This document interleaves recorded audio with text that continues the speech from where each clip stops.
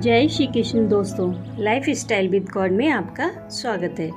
दोस्तों, यहाँ पर हम श्रीमद् भगवत गीता के चौथे अध्याय का अध्ययन कर रहे हैं, जिसका नाम ज्ञान कर्म संन्यास योग है। आज हम 18वें श्लोक का अध्ययन करेंगे। भगवान ने श्रोता के अंतःकरण में रुचि और श्रद्धा उत्पन्न करने के लिए कर्म तत्व को गहन एवं उसका जानना आवश्यक बतलाया। अब भगवान अपनी प्रतिज्ञा के अनुसार कर्म का तत्व समझाते हैं। कर्मण्य कर्म यह पश्येत अकर्मणि च कर्म यह स बुद्धिमान मनुष्येषु स युक्तः कृत्स्न कर्म कृत।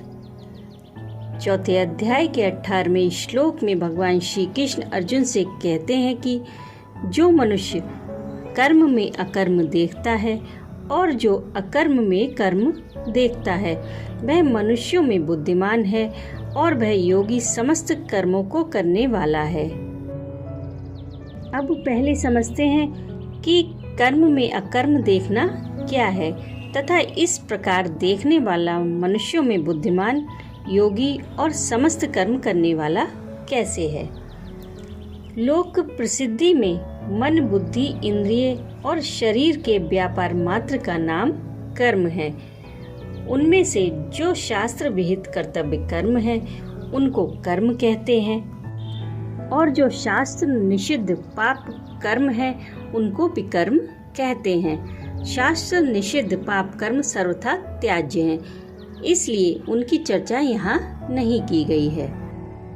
यज्ञ, दान, तप तथा वर्णाश्रम के अनुसार जीविका और शरीर निर्वाह संबंधी जितने भी शास्त्र विहित कर्म हैं, उन सब में आसक्ति, फलेच्छा, ममता और अहंकार का त्याग कर देने से वे इस लोक या परलोक में सुख दुख आदि फल भुगतान के और पुनर्जन्म के हेतु नहीं बनते, बल्कि मनुष्य के पूर्वकृत समस्त शुभ अशुभ कर्मों का नाश करके उसे संसार बंधन से मुक्त करने वाले होते हैं। इस रहस्य को समझ लेना ही कर्म में अकर्म देखना है।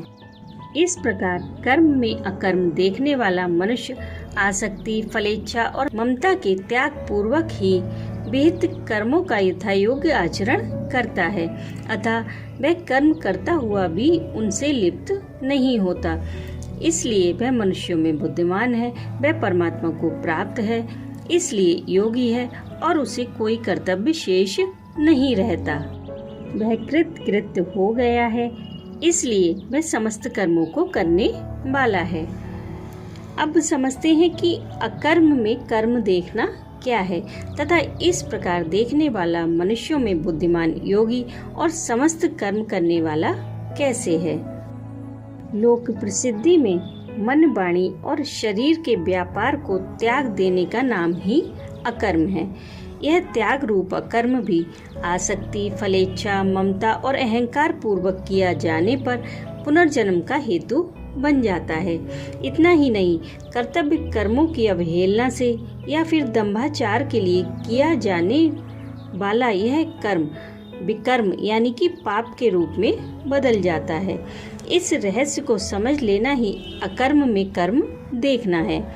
इस रहस्य को समझने वाला मनुष्य किसी भी वर्णाश्रमोचित कर्म का त्याग न तो शारीरिक कष्ट के भय से करता है, न राग द्वेष अथवा मोहवश, न मान बढ़ाई प्रतिष्ठा या अन्य किसी फल की प्राप्ति के लिए ही करता है।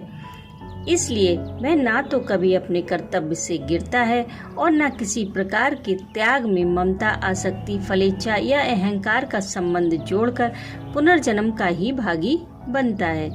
इसीलिए वह मनुष्यों में बुद्धिमान है, उसका परम पुरुष परमेश्वर से संयोग हो चुका है, इसलिए वह योगी है और उसके लिए कोई भी कर्तव्य शेष नहीं रहता, इसलिए वह समस्त कर्म करने वाला है।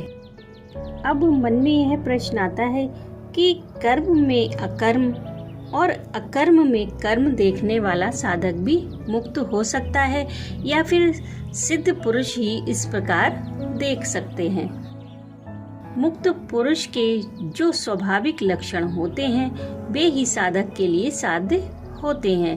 अतः मुक्त पुरुष तो स्वभाव से ही इस तत्व को जानता है और साधक उनके उपदेश द्वारा जानकर उस प्रकार साधन करने से मुक्त हो जाता है।